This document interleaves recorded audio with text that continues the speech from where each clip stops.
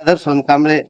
मी आजपर्यंत गेल्या 35 वर्षापासून अशोकराव चव्हाण साहेबांसोबत कार्यरत होतो आणि साहेबाच्या नंतर आमची पूर्ण टीम या ठिकाणी केव्हा बीजेपी मध्ये प्रवेश करावा हे आम्ही वाट पाहत होतो. तो आज योग या ठिकाणी आलेला आहे आणि आज दिनांक 6 रोजी माननीय महाराष्ट्राचे प्रदेशाध्यक्ष आमदार रवींद्रजी चव्हाण साहेब, माजी मुख्यमंत्री अशोकरावजी चव्हाण साहेब, प्रदेशाध्यक्ष आणि त्यानंतर अजितजी गोपछडे साहेब, या सर्व नांदेड बागडे साहेब, या अमरभाऊ राजूरकर साहेब यांच्या प्रयत्नामुळे आज मला भारतीय जनता पार्टीच्या पक्षामध्ये प्रवेश करताना विशेष आनंद होतो.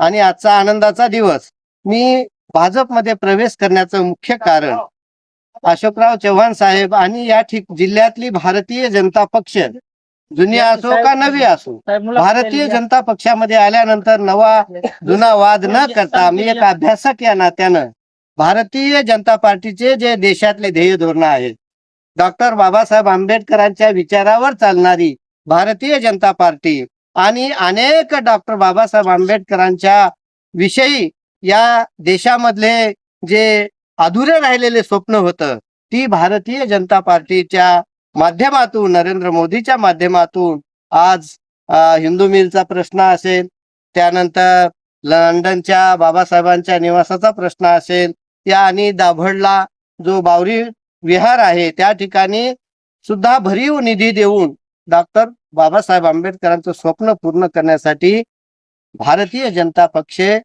काम करत असताना मला दिसत होता. म्हणून मी या नेतृत्वहीन काँग्रेस पक्षामध्ये न राहता आता एक विकासाची ध्यास असणारा, विकासाचा मार्ग दाखवणारा भारतीय जनता पक्ष आहे. म्हणून माझ्या विचाराला मी या ठिकाणी पूर्णविराम देऊन मी आज नव्याने भारतीय जनता पक्षामध्ये प्रवेश करत आहे.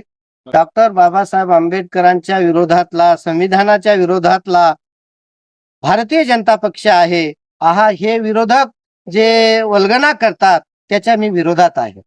खऱ्या अर्थानं डॉक्टर बाबासाहेब आंबेडकर आणि भारतीय संविधान हे खऱ्या अर्थानं रुजवण्याचं काम भारतीय जनता पक्ष करत आहेत.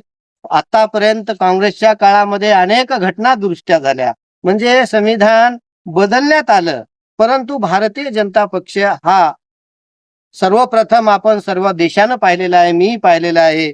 नरेंद्र मोदी प्रथम जेव्हा देशाचे पंतप्रधान झाले त्यावेळेस सर्वप्रथम डॉक्टर बाबासाहेब आंबेडकरांनी लिहिलेल्या संविधानाला नतमस्तक होऊन संसदेमध्ये प्रवेश करतात.